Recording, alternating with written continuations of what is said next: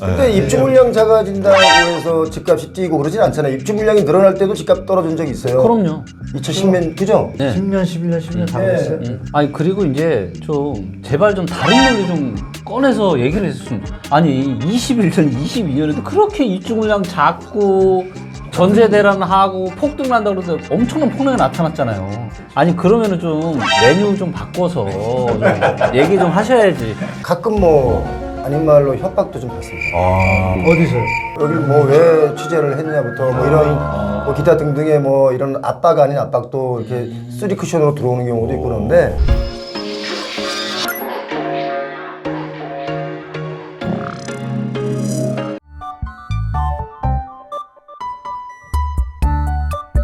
집값이 거품이 더 일어나면 저 그게 두려워요, 솔직히 말하면. 지금 이미 어떻게 왜 보면 두려워요? 그런 일들이 벌어지고 있는 것 같아요. 왜 두려우십니까?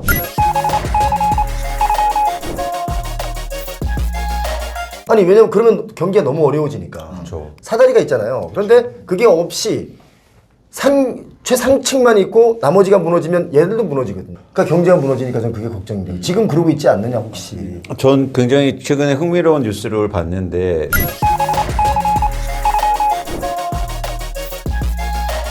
뭐 그런 분들이 시장에 좀 있는 것 같아요. 무슨 얘기냐면 이전 소득으로 증여해서 집사 이전 소득으로. 이게 있는데 근데 이 지점을 잘 보실 필요가 있는데 저희가 이제 수요를 판단할 시장을 판단할 때 수요는 지속 가능성이 있어야 돼요. 근데 그거는 일시적이에요. 그렇잖아요. 계속 그런 사람들이 나와서 시장에 사줄 필요가 또 하나 흥미로운 지점은 사실은 그분들은요 미래 수요였어요. 그러니까 나중에 하면 집 사야 되는데 지금 막 돈 내서 산다는 건 미래 수요가 없어지고 있단 말이거든요. 지금. 그러니까 사실 이게 그런 뉴스들을 보면 와 돈 있는 사람들이 엄청 많을 테니까 집 계속 올라가겠는데 사실 이게 아니거든요. 저희가 앞을 보면 훨씬 더 공교롭게도 아까 2012년, 2013년 얘기하셨죠. 2010년 그 기간 변곡점에 그런 뉴스들이 유사한 게 많았어요. 맞아요, 많았어요.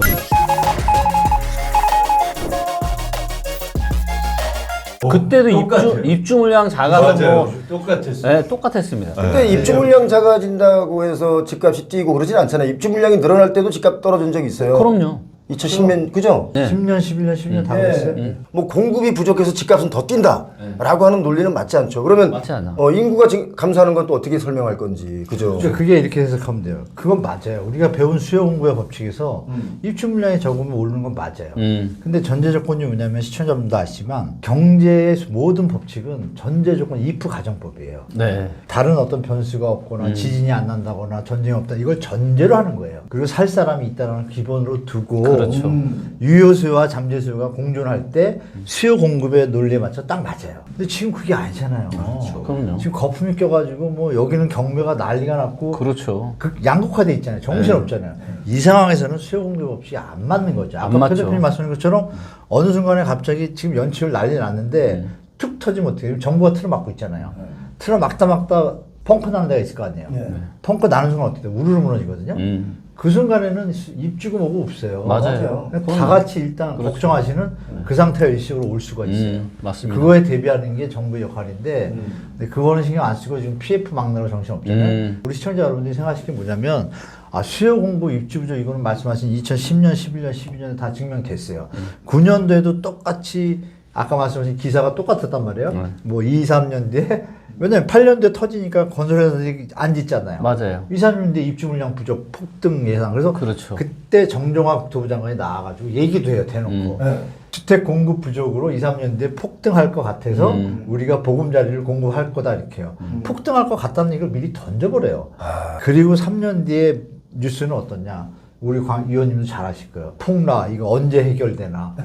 수도권 마이너스 이 상황이 다 보도예요. 근데 그거를 기자분들이 요새 안 다루더라고. 이제 이 의원님하고 저나 이렇게 다루잖아요. 그러니까 이런 부분을 우리 표 대표님 더 많이 좀 알려주시면 좋겠어요. 근데 저는 이제 표영호 TV가 진짜 중요한 게 중요하죠. 그 언론의 역할을 하셔서 너무 좋아요. 이게 분석하고 이런 것도 너무 좋은데 현장을 취재하시고 그러니까 언론의 역할을 가끔 뭐 아닌 말로 협박도 좀 받습니다. 어디서요? 여길 뭐 왜 취재를 했냐부터 뭐 이런 뭐 기타 등등의 뭐 이런 압박 아닌 압박도 이렇게 쓰리 쿠션으로 들어오는 경우도 있고 그런데 전화 주세요. 우리 다 갈 테니까.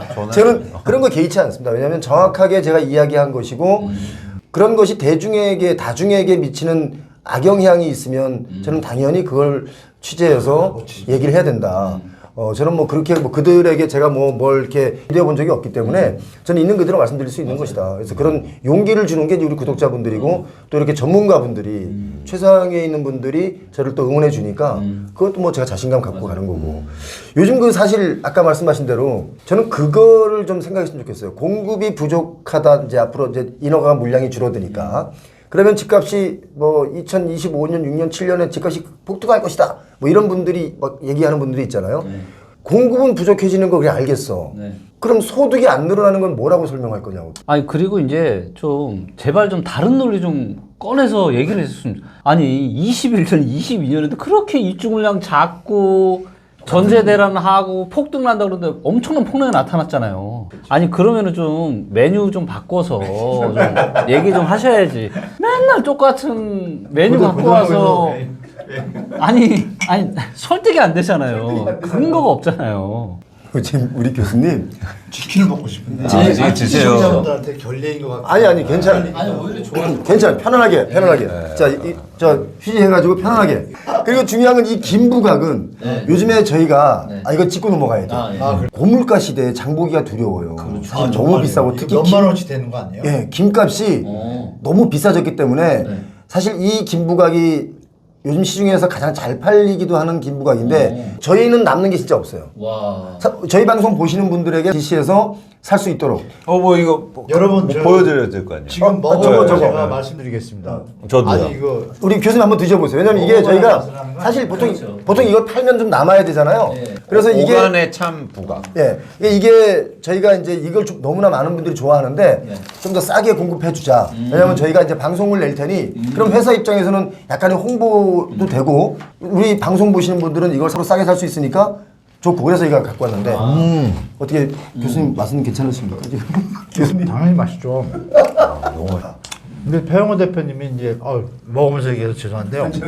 배 대표님이 사실 우리 유튜브 업계 부동산 쪽 경제 쪽에서 거의 탐사부도 역할을 하고 계시잖아요. 아, 저희가요? 예, 뭐 추정식품 우리가 좋아하는 네, 맞아요. 그런 것들 있잖아요. PD 수첩. 예. 이 역할을 해주셔가지고 사실 저도 옆에서 대놓고 응원을 못하지만 계속 속으로 응원하거든요. 아마 우리 시청자분들 다 응원하고 계실 거예요. 맞아요. 저는 피해 안 봤으면 좋겠어요, 사람들이. 그러니까 헛소리들, 이렇게 잘못된 전망이나, 물론 전망이 좀 틀릴 수는 있으나, 너무 막 과도한 잘못 전달을 해가지고 사람들에게 이 거품을 다 끌어안게 만드는 그런 피해를 안 줬으면 좋겠어요. 분명히 이런 상황 하에서도 상승하는 지역도 있고 상승하는 유형도 있어요. 인정. 근데 이제 중요한 건 뭐냐면 너무 잘못된 어떤 거품이나 과장, 그 다음에 또 이걸로 인한 사기. 그것도 표 대표님 하신 거 아니죠? 용인인가 어디에 왜 단독 테라스 그거 하신 거죠? 저희가 보도를 몇 번 하니까 해서 뉴스에 막 나왔잖아요. 예, 뉴스에 나왔고 그래서 이제 거기도 많이 시정이 됐어요. 거기도. 그러니까요. 잘 시정이 됐다고 연락이 왔더라고. 또 장관님 우리 표 대표님 표창해 주셔야 됩니다. 잠깐 진심입니다. 그러니까 이게 부동산이라는 게 되게 독특한 측면이 있는데 뭐 다른 자산도 비슷하겠지만 가격이 오르고 돈을 막 이렇게 자랑도 하고 하는데 예를 들어서 높게 사면 떨어지면 내 잘못인 것처럼 생각하고 예를 들어서 분양받으면 물 새면 내 잘못인가 이렇게 자꾸 자기 탓을 하거든요. 근데 절대 여러분 탓이 아니다. 그렇죠. 예, 그래서 사실은 그 나쁜 사람들이 있는 거고 이렇게 시장을 또 만든 사람들이 있는 거고 조장한 거 있으니까. 그 요즘에 이제 뭐 나름대로 이 건축 자재값도 오르고 하다 보니까 그 자재를 잘못 쓰는 경우도 좀 없지 않아 있습니다. 사실 제가 2020년에 앞으로 우리 새로 짓는 아파트들 좀 잘 봐야 된다. 왜냐면 자재가가 오르기 때문에 분명히 누락이라는 게 생길 것이다. 그래야지 건설사도 이익이 나니까. 그런데 그렇게 이익을 내면 안 되는데도 불구하고 그런 곳이 꽤 많을 것이다 라고 제가 2020년에 그 방송사들의 PD 기자들 있을 때 제가 그 얘기를 했어요. 근데 암암리에 그들도 아마 취재를 하고는 있을 텐데 아직 뭐 크게 발표를 하지 않고 우리가 먼저 하니까 또 따라하는 경우도 없지 않아 있습니다. 그래서 저랑 가까운 그 이 지상파의 기자들도 저보고 앞서간다고 저희가 하면 자기들도 안 할 수가 없다고 그렇죠. 네, 그런 말을 하긴 해요. 뿌듯하시죠. 뿌듯하고 고맙다는 생각이 들었어요. 요즘에 PF 이제 정부에서 아까 우리 교수님께서 PF를 정부에서 막고 있었다라고 했는데 사실 뭐 제가 추측하는 거지만 선거 앞두고 하다 보면 그런 일들이 벌어지면 안 되니까 좀 막고 있기도 하고 좀 지연시키기도 했는데 이제 제가 볼 땐 터질 것 같거든요. 교수님은 어떻게? 터지고 있는 중입니다. 터지고 있고 이번에 제가 최근에도 어디 방송 가서 이제 일단 기자분들이 헷갈리는 게요. 전문가가 아니니까 아니 갑자기 왜 135조가 230조가 됐지? 그렇죠. 이게 전화가 많이 와요. 맞아요. 잘 모르시니까 표 대표님이 하셔야 될 것 같아요. 그 역할도. 뭐냐면 이게 잘못된 게 일부분은 이해돼요. 새마을금고가 행안부 소속이잖아요. 네. 근데 금감위가 나서서 돈을 투입하고 이런 어떤 금융감독 규정에 해가지고 리딩이 안 되는 거예요. 빠져 있어요. 그래서 상태가 안 좋아. 왜 안 좋냐면 기억하시지만 청담동에 왜 올 봄에 4천억 그 1순위 채권 그 빌딩 있잖아요. 호텔. 그걸 자기들은 회수하겠다고 그랬는데 누구의 압력에 의해서인지 하여간 유예했단 말이에요. 또 그게 두 번인가 세 번째 이자도 안 들어오니까 회수하려고 그런 거예요. 아이고. 그럼 파산된 건데 그걸 또 막았어요 누가.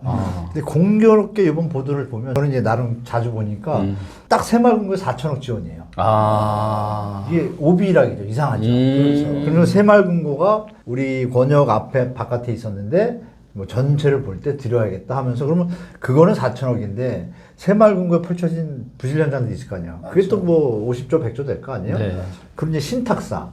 신탁사도 취해법권이에요. 왜냐하면 PF 현장에 대해서 지원하는 거잖아요. 예. 사업을 못할 때. 근데 이건 뭐냐면 신탁사는 채무보증 확약이라는 제도가 있어서 만약에 시행사나 시공사가 책임 중을 못 지면 대출한 이거 금융기관, 증권사, 은행들아 걱정 마, 내가 돈 줄게. 보증을 쓴 거예요. 예. 그러니까 섰으면 줘야 되잖아요. 예. 줘야죠. 근데 지금 여기 이 금융권들도 지금 요새 막 PF 현상 때문에 정신 없으니까 신탁사가 있으니까 빨리 돈 줘 이럴 거 아니에요. 돈 줘 하는데 잘 안 주잖아요. 그렇죠. 안 주니까 올 3월에 어디 자산신탁이 소송을 딱 쳤어요. 치자마자 신탁업계가 난리가 난 거예요. 왜? 그냥 아름아름 좀만 기다려 이러다가 답도 없죠. 돈이 없으니까. 그렇죠. 사업이 돼야 되는데. 그러니까 이 거품이 이렇게 빠져야 되는 거예요. 안 빠지니까 이게 안 팔리잖아요. 그러니까 이게 계속 떠 있는 무슨 뭐 이상한 거예요. 물 위에 떠 있는 진짜 초가지 아슬아슬 가는데 신탁사가 또 터지게 생겼거든. 금감원장이.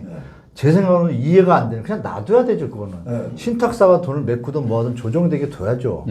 자유민주 국가를 외치는 윤석열 정부에서 자유시장 경제를 왜 파괴시킵니까? 갑자기 거기서 신탁사 현장들을 또 다 도와주겠대. 이거 뭡니까, 이게 도대체. 이거 계속 골마가거든요. 그러면 비트코인 하는 우리 젊은이들 뭐 피해보거나 다 도와줘야죠. 전세 사기 5조 갖고 벌벌 떠는 양반들이 갑자기 PF 부실 현장을 230조까지 2배 더블을 늘리고 예산을 투입.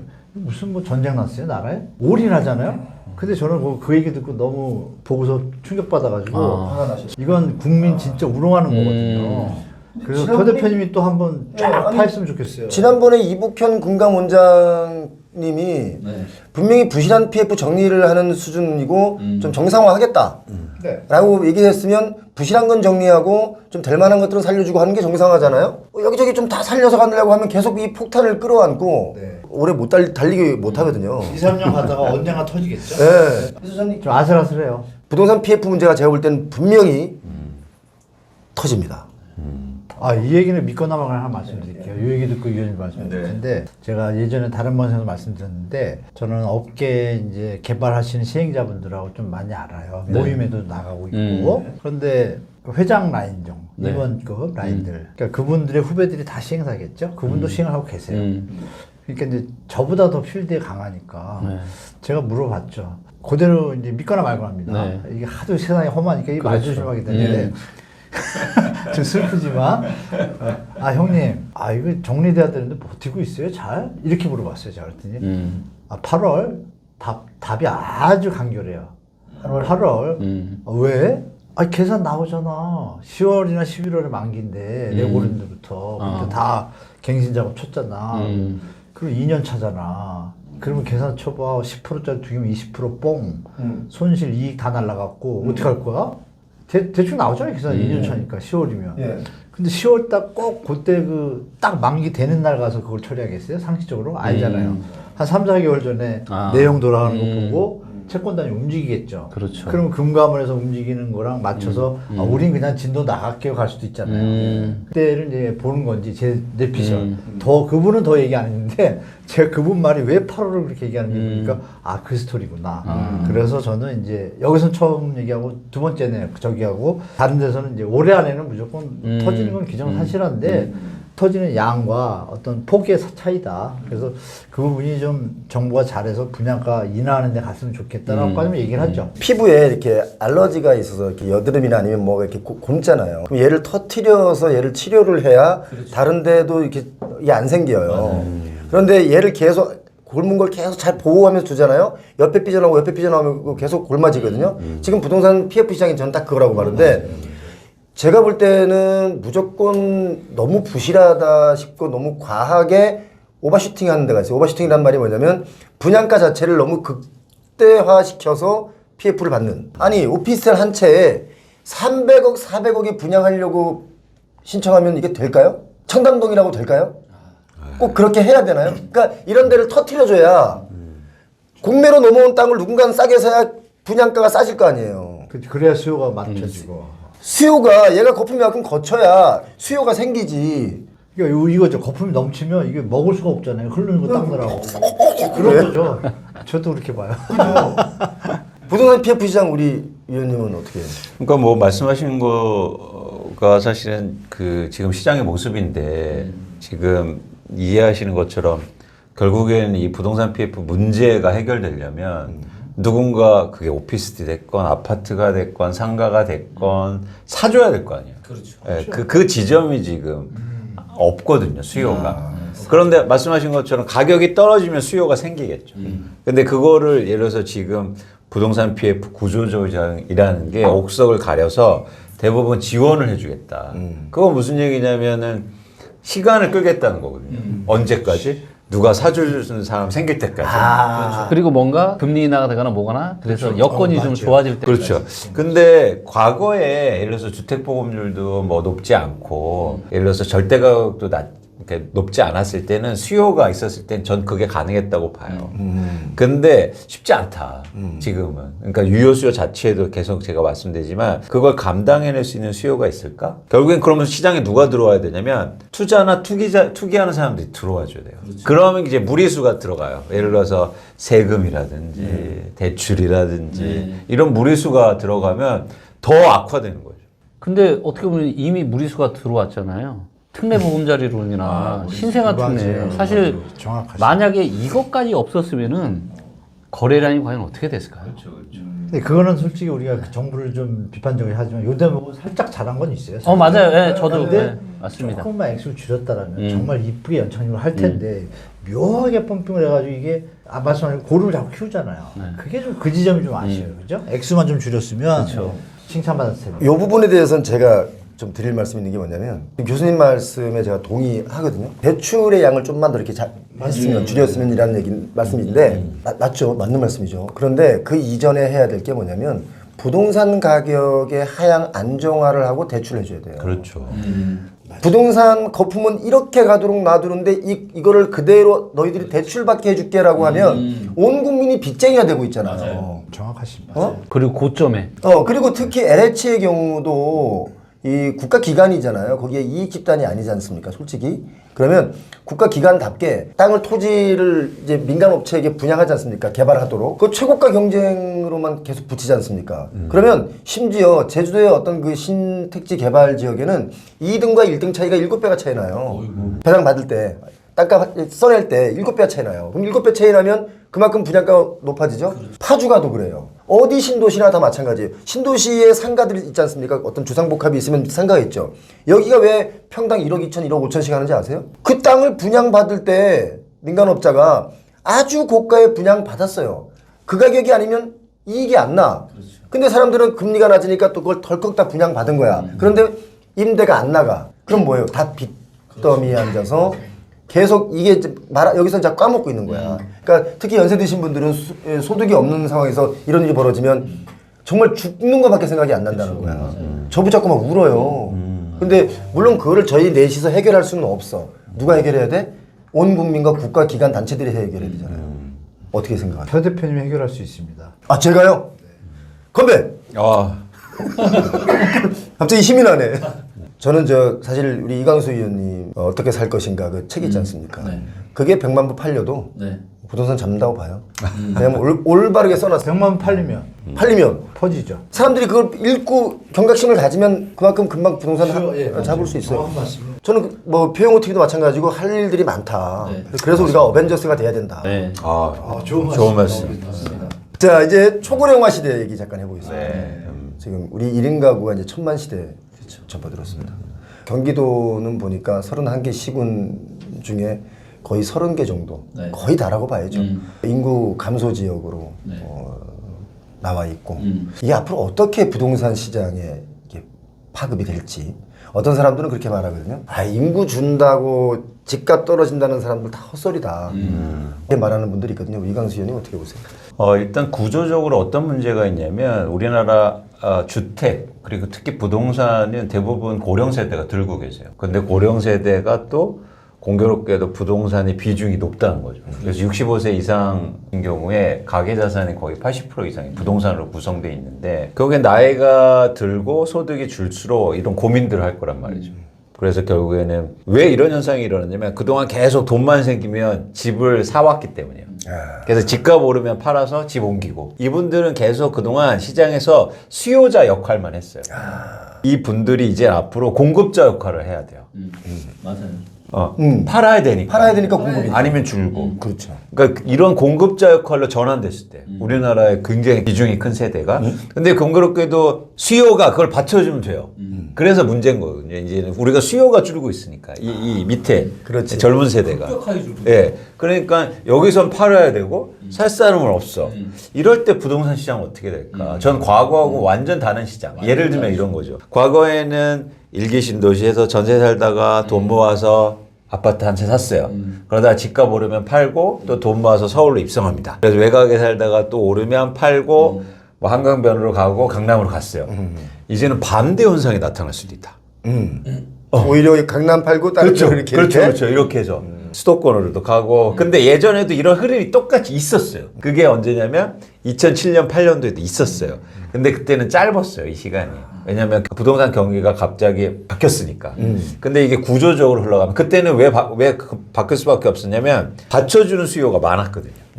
그러니까 그렇게 아무리 내놔도 다 받쳐줬어요. 그렇죠. 막 샀어. 예. 근데 요즘에 제가 가장 그래서 관심 있게 보는 지표가 뭐냐면 고령 세대의 매물이 증가하고 있고 그리고 집을 오랫동안 보유한 분들이 내놓는 매물량이 증가하고 있어요.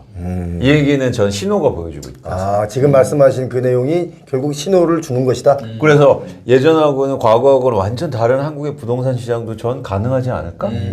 완전 가능한 게 아니라 팩트죠. 완전 어떻게 다르죠. 완전. 다를 수밖에 없죠. 환경이 다르기 때문에. 네, 그래서 전 그게 중요하다고 봐요. 그러니까 뭐냐면 인구가 줄고 출산율, 출생률이 주는 것도 중요하지만 일종의 매트릭스 차원에서 누군가 팔아야 되는데 그걸 누가 받아줄 거냐. 근데 파는 사람들이 많아지고 있다. 지금 네. 자, 그리고 여기서 제가 하나 짚고 넘어가고 싶은 얘기는 뭐냐면 우리가 부동산 시장이 우리가 과거 몇십 년 동안 인구가 성장하고 경제가 성장하던 시대에도 계속 오르지만은 않았잖아요. 오르다가 내리다가 오르다가 내리다가 하지만 대세 상승을 했잖아요. 근데 앞으로의 환경을 보면 이제 완전 거꾸로거든요. 정말 이제 젊은 층 집을 사야 되는 사람들의 숫자는 갈수록 줄어들고 나이 먹은 이 연령층이 갈수록 많아질 거기 때문에 잠재적인 매도자는 훨씬 더 많아질 거고 그렇기 때문에 지금의 집값은 말도 안 되게 거품이 껴있고 조정이 필요하지만 또 계속 내려갈 거냐 이러지는 않을 것 같아요. 또 어느 정도 가격이 만약에 싸다 그러면 또 다시 또 올라갈 거고 네. 뭐 영원히 계속 내려갈 건 아니지만 현재 집값이 너무 비싸고 환경 자체가 바뀌고 있기 때문에 지금의 가격은 유지될 수 없다. 그리고 또다시 가격이 굉장히 합리적인 수준까지 어쩌면 우리의 상상 이상으로까지 떨어질 수도 있거든요. 그렇게 됐을 때는 또 저는 나이에 상관없이 내 집 마련하기 되게 또 좋은 시기가 올 것 같아요.